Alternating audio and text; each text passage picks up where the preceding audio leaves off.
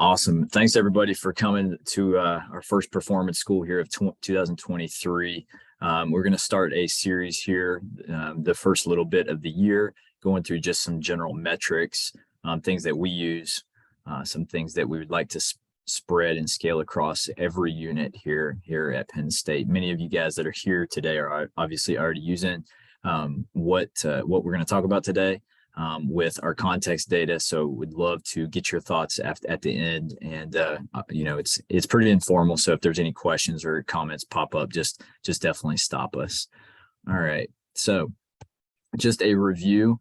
When we think about performance school, it's a play on words. We want to use the word performance every opportunity we can. That's why performance school is labeled that. That's why our central location on Teams is labeled Performance Hub. That's why next week when we have our learning community for our athletes, it's called Performance Academy. Performance transcends all fields and it should bring us together. So that leads us to the idea of communities of practice. Communities of practice it's coming from business, it's coming from cultural things and tribes and different groups of people, but basically a community of practice is a team. It's people that have comparable goals, interests, directions. It's us. It's what we're trying to do. So regardless of what sport we coach, what department we work in, whatever direction we're going, it doesn't matter. A community of practice is what we're trying to build here. The stronger it is, the more that we share, the more that we can learn and scale across divisions. So community of practice is what we're doing. And the more that we can talk about this logo here, our performance team, the stronger it'll be. Okay, so this is just an example of how our performance hub on Microsoft Teams can bring us together. And we've talked about this a lot, but you think about if there's ever innovation in one area, you can quickly scale it to another area if we're open to sharing. So if soccer has innovation and they toss it in the hub for communication, basketball benefits, softball benefits, football benefits, everybody benefits. It grows our department. This is an example of a single unit within Performance Hub. Okay, so each team has a Microsoft team structure and they have the ability to break it into a lot of different areas. It's where all of our data is stored and a lot of different things, but it is a really neat thing and it goes back to this idea of community. All right, a couple updates here. Brought this up the other day on Teams, but if anybody is interested in sharing their Whoop data across performance staff, created a Whoop performance team for all of us in sports performance. There's the code. If you have any problem logging on, reach out to me. I'll monitor it too. So if anybody has any we should reach out to, I can send it to them directly. So it's a neat thing. We can chat, we can do some things, and may even learn some different things that we can use with our teams. Next week, I kind of alluded to this earlier, on February 8th, Wednesday, we're going to have Alec from Whoop come on for our first ever Performance Academy. And what Performance Academy is essentially a community of practice for athletes. Okay, so we're going to have very athlete-centric conversations with different guests from companies like Whoop, different professional athletes from different fields, or even just people that are current athletes. But basically, we're trying to just spark the idea of performance, spark the idea of health, wellness, and maximizing performance within this. But if everyone can help share this with their individual teams, that would be really helpful. We did send out an email on ARMS. We put this up on Helper app where they can sign up for different community service events and activities on campus. But if everybody can help us do this, it's going to be really short, about 30 minutes, and we're just trying to create community. All right, so let's talk about just metrics. And when we think about metrics, we can go a lot of different ways. Some people call them metrics, some people call them data. Other people, maybe smaller-minded people like myself, just call it information. When we think about metrics, it's just objective information or subjective information that can describe what's going on. Then we have the ability to make better decisions over time. Context data, which we're going to talk about today, allows us to do a lot of neat things. And going back to the description word that I just used a second ago, context data helps us describe what is happening in whatever type of event that we're in. Okay, so context data could be as simple as date. It could be descriptor like duration in minutes. It could be anything like the gear that we're wearing, the field surface, what the environmental factors were like, if we're home, away, day, night. You know, if many of our field sports use tactical codes, so like game day -1, game day -2, game day +1, +2, +3. All these things are just providing context to whatever we're doing. So context is, could take on the forms of a lot of different areas depending on the sport we use. At its simplest form, it's a date. Then you can add the next level, which would be date and time. So on this date, February 1st, 2023, how long was training today? You can do it a couple different ways. We would recommend simply minutes, but now the minutes describe what happened that day. Next layer down, where were we training? Were we in Haluba on turf in the morning? Or were we outside at Jeffrey Field or Panzer Stadium or Medlar Field training during the day under the sunshine? So all these things essentially just describe what the event was and what it is. We typically will collect our context data by form. Okay, so just like with Microsoft 365, Microsoft Teams, we use Microsoft Forms to pull in a lot of information. It's a super streamlined way to get information in. You can save it right on your phone. So once practice is done, training is done, as you're walking back to the office, you can type the context data in. If you have an intern, you can task them with entering the context data in following a session. You know, you can save it on iPad, computer. There's a lot of different ways to do that. You could add, and Cole, I'll commend him for this, you can add tags to Catapult to help you with context data. So going back to the tactical codes, game day +1, 2, -1, 2, 3, 4, whatever that looks like for you, you can label it Tuesdays, Wednesdays, depending on the sport. You can use Catapult tags to help you with context data. And we'll talk about that later once we get to Catapult. You could even do it by hand.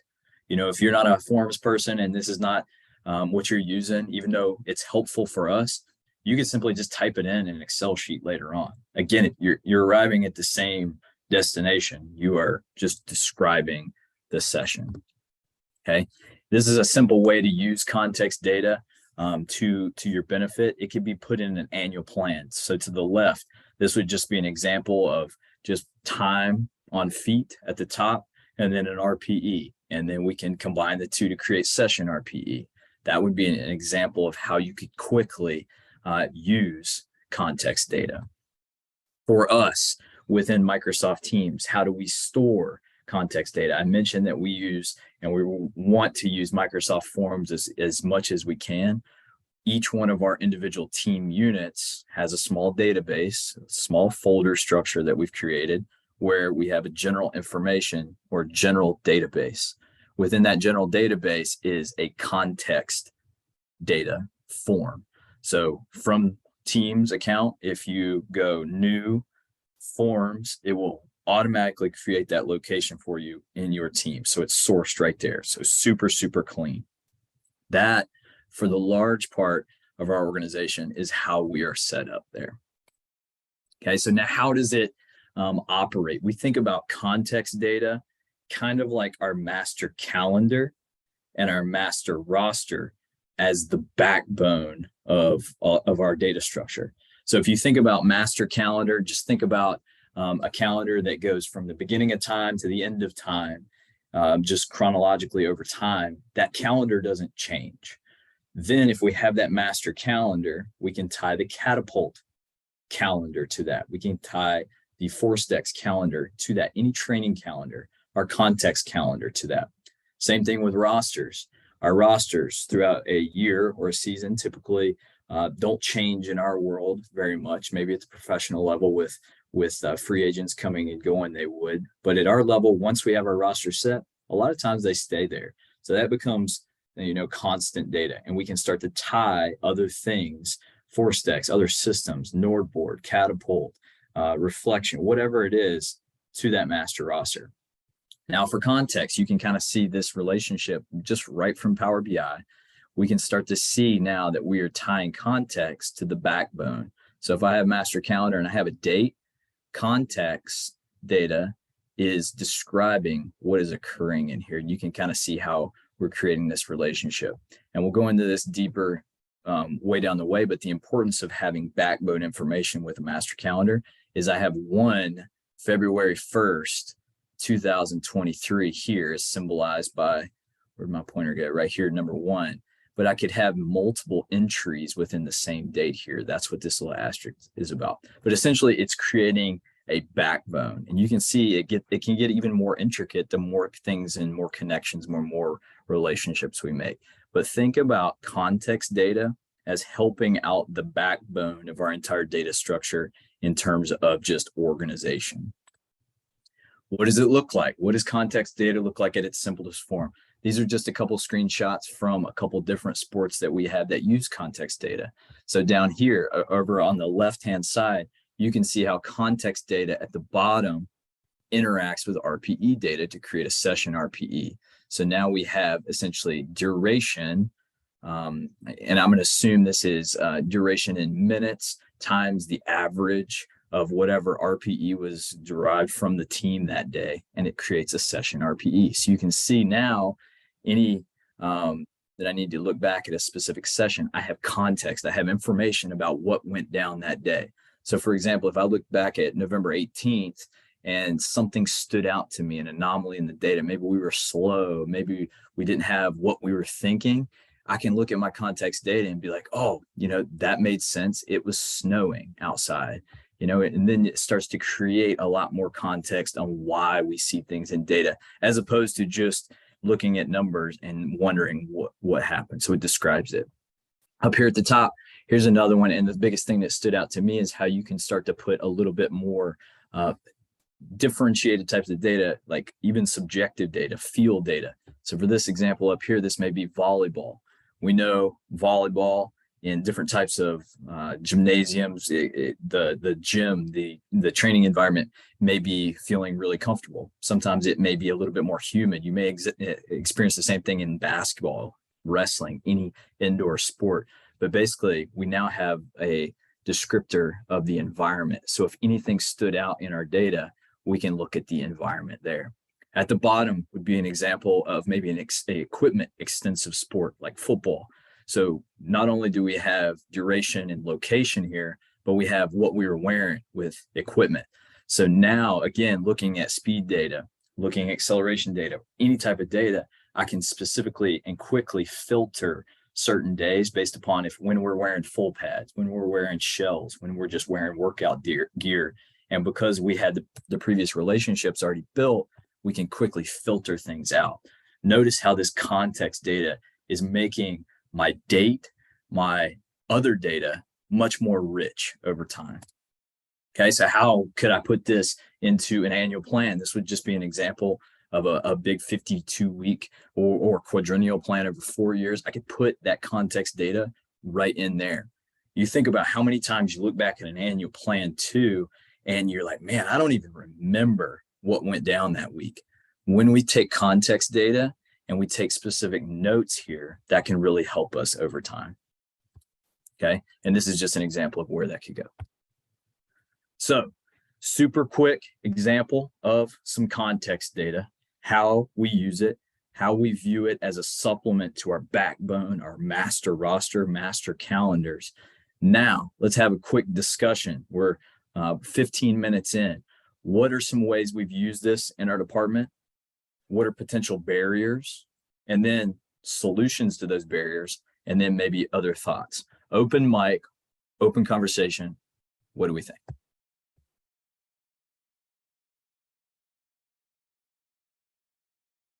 I guess first question would be, what's been like the most successful way you've collected, like especially the RPE data or the data that the athlete is responsible for?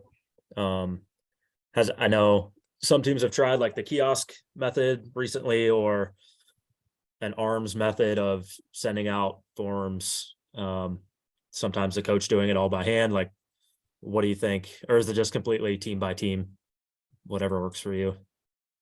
Yeah, so I don't want to slow play this one because we're going to talk about RPE in 2 weeks, specifically within RPE. But I think the last point you made is probably what it is. I think it's probably team by team. We have purchased kiosks for every weight room. That's one option. Empowering athletes to put it on their cell phone and to do it is another way. I think any way that we can be consistent over time, and the more consistent that we are at when and how we're taking it, is really important. And I don't want to get too far ahead of that because we are going to dig deep into that, Adam, in 2 weeks. But I think it really just depends on the need. Okay. For field hockey in the fall, we found that even putting the form on their phone was okay, but once we printed out a QR code and stuck that in the locker room and they saw it after every practice, that's what really locked in our compliance in terms of our wellness and RPE. But even then, it came down to like being on them week in, week out of like, do your wellness, do your RPE, do your wellness, do your RPE. Yep, I agree. What are some potential barriers? We're talking about athlete entry of data there, and there's definitely barriers there for context data, which largely we're probably going to be most responsible for. What are some barriers there we see as being there? I mean, easiest barrier is, just not having the ability to always be at every session, right? Like we have multiple teams. If I've got a team doing a lift, same time as the team is doing a practice, I mean, I can't be there to collect context data. So that'd be a simple one. Yeah. What's a workaround there? Just try to, again, it makes conversation and it requires communication, but just relying on somebody else like AT or somebody like that. Yeah. Right. I mean, the thing there is, it's something that has to be, if it's on me to do every session, every day, that's great. I'm happy to do it. But like, I want there to be better infrastructure in place where it's just like, all right, the whole team is aware, right? Context data has to get done. It's not necessarily something that, it's the performance coach that does it. It's just something that we do as a program. And then we just kind of step in where needed. Again, thinking about it from like a high performance perspective and not just like, that's so-and-so's job. Yep. I could not agree more. I think it's that one language we're talking about. It's not nutrition's job to stock the refrigerators. If the refrigerator's down and somebody's got a free moment, it's all of our responsibility. If a pallet shows up, it's the same thing. We're there to help unload equipment, things like that. I think that's a great point. One question I guess I have is, so you've been collecting like years worth of context data.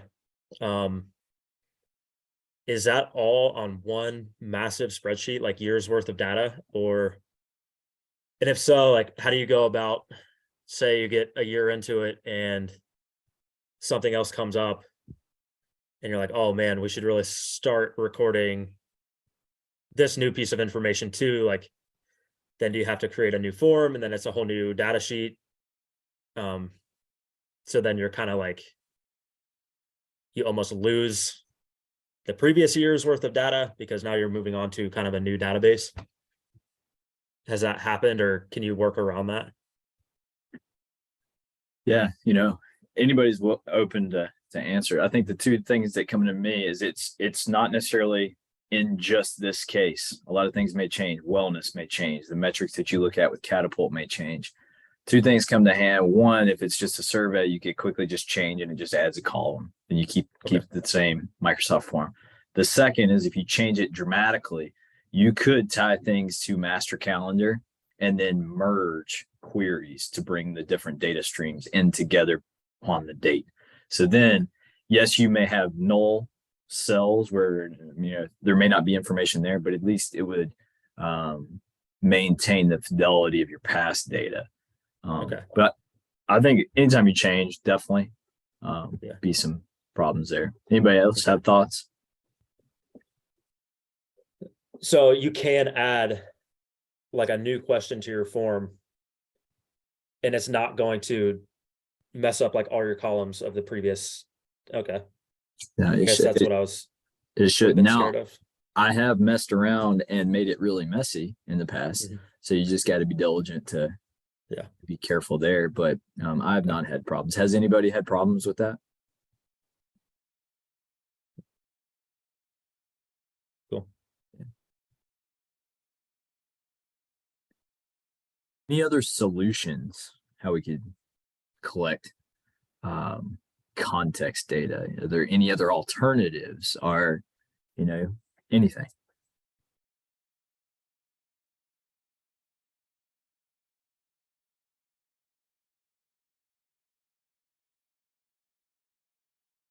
Now, I think one interesting thing would be having like a coach's kind of survey, like sport coach survey, in terms of how they thought the practice went. Like completely subjective, just feedback on them, like a rating on how practice was that day, like team's overall performance, would be another angle to it. If you're already collecting subjective data from the athlete, the coach's perspective might be a pretty cool extra little wrinkle in it too. I think that's pretty cool. We talked about that a little bit, like even with like games are maybe easier because they grade athletes. But practice would be really awesome. Okay. Any other thoughts on metrics? I know we went just high level, just basic conversation, but thoughts or comments? I guess since we have two other field sports on here, one thing I kind of always ran into with soccer is like talking about like where you're at in your periodization for the week, like your prep day for the upcoming game. Like, how do you go about, okay, we're match day +2, but we're also match day like -2 in terms of like recording that? Would you record it as +2 or would you record it as -2? Or do you record it as +2/-2? But then when you start to do that, then you end up only having like each season, you only have like 2 days that were a +2, -2. And so you don't end up collecting a lot of data for each prep day to where it would be even helpful because you only have like 2 data points for each combination. I don't know. I mean, yeah, for us at least, we only ever ran into this with the Saturdays in between games, because like we get a true game day -3, with field hockey, where soccer, that schedule is wild. So for us, it was always, the majority of our team was a game day +1. And then, in that kind of split practice where we were getting our bench players, some game reps and some scrimmage time, we just sort of disregarded the game day +1 tag for them, and we just knew that they were going to have game demand. It kept things even in terms of like, all right, what are our players who are going to play? What does their week look like? And then we just knew that averages were going to be up a little bit due to, like the bench players getting some game reps in. So we just kind of we play a pretty short bench, and that's the metrics we were going to track and focus on. Yeah. Okay. I was messing around, and Cole and I were talking about this the other day, but I created a different, and it wasn't necessarily something I update frequently, but I did it specifically for a problem I was trying to solve. Is I created a pre-code and a post-code, and I just went down the entire 22 season and I tagged every single day, even the crazy ones like a bye week, as like game day -13. And then now you have the ability to have pre-code and post-code. I think what you want to avoid is exactly what you just highlighted, is the game day -2 / situation. Yeah. Because exactly what you just said, it's not going to have that frequency of that. So that's one way I did it, was to make a pre and post code. Okay. Yeah, that makes a lot of sense. But that may not go into context data. That may just be specific to you within like a master calendar. Yeah. Okay. Yeah, I like that a lot better. I'll probably play around with that instead. I'll send you mine that I was playing around with, and then you can change it and adjust it. Okay. Sweet. All right. It's 26. Does anybody have any thoughts, comments that we need to have? No. All right. So 2 weeks from now, Cole Gardner, he's going to be talking RPE. So all things about collection of RPE, what it is, digging deep into it. And then we'll spark a little conversation just like this about what we do, how we do it. And then big picture, it'd be really neat is we start speaking the same language about how we operate here at Penn State. And then no matter who people ask, we're speaking the same language. So RPE in 2 weeks, try to bring a friend. And just like I mentioned at the beginning, if you can help us sell this with our teams, again, it's on Helper Helper. They got emails. The head coaches also have the emails. Director of Ops have email. But February 8th, 7:30 on Zoom, we'll have Whoop with us.